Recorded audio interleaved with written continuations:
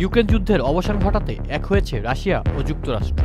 শুধু তাই নয়, কূটনৈতিক ও অর্থনৈতিক সম্পর্ক উন্নয়নেও কাজ করতে সম্মত হয়েছে প্রতিদ্বন্দ্বী এই দুই পরাশক্তি। এই অবস্থায় ফের ইউরোপীয় দেশগুলোর মধ্যে বৈঠকের ডাক দেন ফ্রান্সের প্রেসিডেন্ট ইমানুয়েল ম্যাক্রো। 18 ফেব্রুয়ারি মঙ্গলবার সৌদি আরবের রিয়াদে ওয়াশিংটন ও মস্কোর প্রতিনিধিদের 4.5 ঘন্টা বৈঠকে কোনো ইউক্রেনীয় কর্মকর্তাকে রাখা হয়নি। সেই সঙ্গে কোনো ইউরোপীয় দেশের প্রতিনিধিদেরও ডাকা হয়নি সেখানে। বৈঠক শেষে মার্কিন পররাষ্ট্রমন্ত্রী মার্কো রুবিও এবং রুশ পররাষ্ট্রমন্ত্রী সার্জি লেভরভ জানান, উভয় পক্ষই 3টি লক্ষ্য পূরণে ব্যাপকভাবে সম্মত হয়েছে। ওয়াশিংটন ও মস্কোতে তাদের নিজ নিজ দূতাবাসে কর্মী পুনরুদ্ধার, ইউক্রেন শান্তি আলোচনার জন্য একটি উচ্চ পর্যায়ে দল গঠন এবং দুই দেশের মধ্যে ঘনিষ্ঠ সম্পর্ক ও অর্থনৈতিক সহযোগিতা খোঁজা।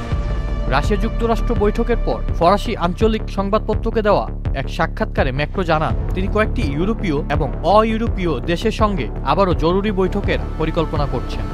সাক্ষাৎকারে ম্যাক্রো রাশিয়াকে ইউরোপীয়দের জন্য অস্তিত্বের হুমকি উল্লেখ করে বলেন, রাশিয়া তাদের শত্রু বানানোর সিদ্ধান্ত নিয়েছে। তাদের চোখ খুলতে হবে, হুমকির মাত্রা উপলব্ধি করতে হবে এবং নিজেদের রক্ষা করতে হবে। মস্কোর সঙ্গে অতীতের ভুলগুলো স্বীকার করে তিনি বলেন, এখন সময় এসেছে পদক্ষেপ নেওয়ার। যদি কিছু না করা হয়, যদি হুমকির প্রতি অন্ধ থাকে, যুদ্ধ তাদের সীমান্তের আরও কাছাকাছি চলে আসবে।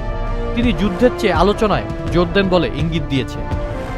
এর আগে গত সোমবারও রাশিয়ার বিষয়ে ওয়াশিংটনের নীতি পরিবর্তনের ইঙ্গিত পেয়ে গুরুত্বপূর্ণ ইউরোপীয় নেতাদের পাশাপাশি ন্যাটো ও ইউরোপীয় ইউনিয়ন প্রধানদের জরুরি আলোচনার ডাক দিয়েছিলেন ম্যাক্রো। আউসাফুল ইসলাম আকিব, চ্যানেল।